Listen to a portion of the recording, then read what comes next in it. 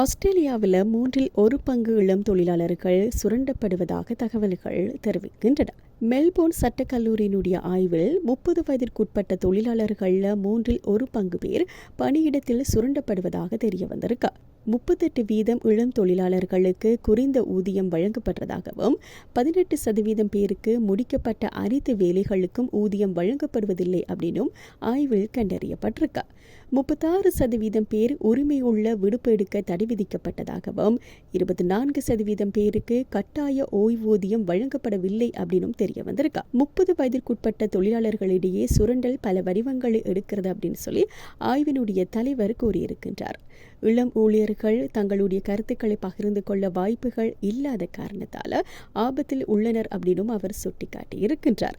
வேலை இழந்து விடுவோமோ அப்படிங்கிற பயத்தில் புகார் செய்ய தயங்குறதால அவர்கள் தங்கள் உரிமைகள் குறித்து அறியாமல் இருக்கலாம் அப்படின்னு சொல்லி அவர் சுட்டிக்காட்டி இருக்கின்றார்.